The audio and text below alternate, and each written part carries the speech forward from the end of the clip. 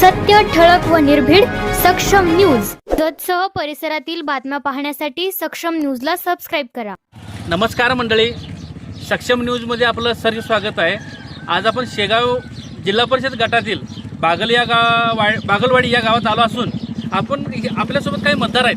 त्यांना आपण विचारूया की त्यांच्या मनात कोण जिल्हा परिषद सदस्य होईल असं वाटतंय, पंचायत समिती सदस्य कोण होईल असं वाटतंय आणि गावात कोणाची हवा आहे.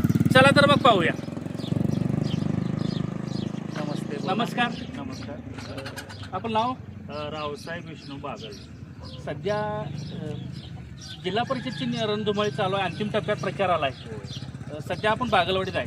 काय सध्या वाराने इथं कोणाची चर्चा आहे सध्या? सध्या बागलवाडी गावामध्ये जिल्हा परिषद गटातून खिलारी डॉक्टर यांची हवा चालू आहे आणि पंचायत समितीमध्ये सचिन बोराडे यांची आमच्या गावातून तर हवा चालू आहे. बागलवाडीचा कौल कोणाकडच्या बाजूने आहे?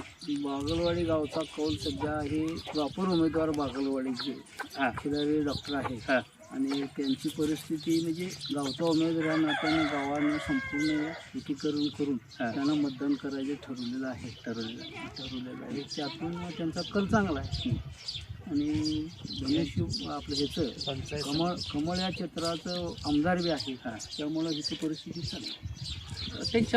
त्यांच्यावर एक असं होतं की काँग्रेसमधून उभारणार होते आणि ऐन टायमाला ते भाजपमध्ये गेले. याचा काय परिणाम होईल का मतावर? काय परिणाम होणार नाही, काय परिणाम होणार नाही. प्रॉपर गावात तर आमच्या होणार नाही, बाकी ठिकाणचं आम्ही काही सांगू शकतो.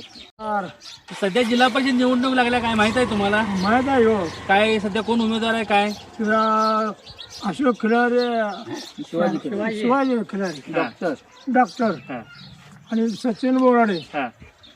बरं आहे, आम्हाला तर बरं वाटतं. बरं आहे. सध्या भाजपचं इथं वातावरण जोरात आहे. बरं आहे. माझं नाव जगन्नाथ आनंदराव गायकवाड. काय सध्या वारा इथं सध्या काय चर्चा कोणाची? काय सध्या भाजपची चर्चा. नमस्कार. नमस्कार. सध्या पंचायत समिती जिल्हा परिषदची निवडणूक सुरू आहे. काय गावात वातावरण कोणाचं आहे? काय आता गावचा उमेदवार आहे म्हणून थोडं बहुत जास्त असेल. त्याचा तो बी त्यांचे पैपावणे संबंध आहेत. आम्ही आपलं बाजूला आहे ते आम्ही काँग्रेसकडे आहेत, काय काही हिच्याकडे आहेत, काय ते हिच्याकडे आहेत. गावचा उमेदवार आहे म्हणून थोडं बहुत जास्त कमी जास्त होणार. बरोबर आहे. तुम्हाला काय वाटतंय तुमचं? आता मी घरातून बाहेरच जात नाही, मी बघतो आपण मत टाकायचं. ह्याच्यापेक्षा आपणाला काय करायचं आणि कोणाला सांगायचं नाही. आपणाला ज्यावेळी टाकायचं गावात काय सध्या वातावरण? इलेक्शनचं काय जोर चालू आहे? जोर जास्त ह्याचाच चालू आहे, सांगोलकराचा. सांगोलकर जास्त सांगोलकर ते साहेबराव शिंदे त्यांचा आहे. मग आता पुढचं आणि पुढं काय कळतं ते आपल्याला काय घावणार आहे का? पण चालू आता सध्याचं चित्र तर तसं दिसतं. ते सांगोलकर काँग्रेस. हाताला जास्त मतदान होण्याची शक्यता आहे. म्हणजे तरुण प्रवर्ग तसंच नागरिक जास्त करून हाताला मतदान देण्याची शक्यता आहे. या गावचा उमेदवार भाजपचा आहे, मग तरी पण तुम्ही काँग्रेसला म्हणता, म्हणजे काय असं? कामावर अवलंबून आहे ना, कोणाचं किती काम आहे यावर जास्त अवलंबून आहे. सांगोलकर साहेबांचं काम आहे असं सांगोलकर साहेबांचं काम आहे. तुम्ही काँग्रेसला मतदान करणार आहे का? चालू बागलवाडीत काय वातावरण आहे आता चालू आहे? कोण उभारले? काय उभारला आहे आपलं झिरो म्हणजे सांगोलकर काय पंपाला काय जातं साहेबराव शिंदे तेच उभा राहतं. तुमचं मतदान आणि गावात काय कसं होईल? काय गावात आहे, हाताला जास्त आहे, हाताला जास्त आहे. नमस्कार. काय नाव आपलं? दिलीप खांडेकर.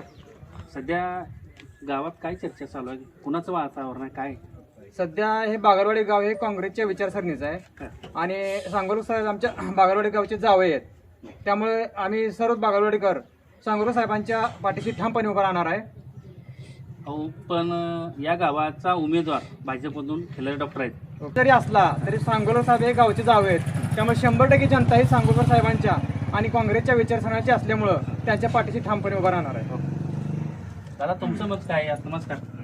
आतापर्यंत कसं झालं आहे की जत तालुक्यामध्ये सगळीकडेच काँग्रेसचा आता सध्या वार आहे. त्यामुळं आता सध्यासुद्धा काँग्रेसचा उमेदवार हा 100% विजय होणार आहे आणि इथून पुढं ज्या बी इलेक्शन येतील किंवा निवडणुका आणि कुठल्या होतील त्यामध्ये काँग्रेसचा हा विजय 100% होणार आहे. आणि आता हा या गाडीला बघायला जरी गेलं तर सांगोलकर साहेब आणि शिंदे साहेब हे जे उभा आहेत त्यांचं कार्य अतिशय चांगलं आहे आणि अपोजिशनपेक्षा पण हे चांगल्या पद्धतीने काम करू शकते ही सगळ्यांची इच्छा आहे. तुम्हाला काय वाटतंय दादा सध्या? आमचे सांगोलकर पाहुणे आमच्या गावचे जाव आहेत आणि आम्ही त्यांचे मेहून आहे आणि आम्ही त्यांचंच काम करणार आहे.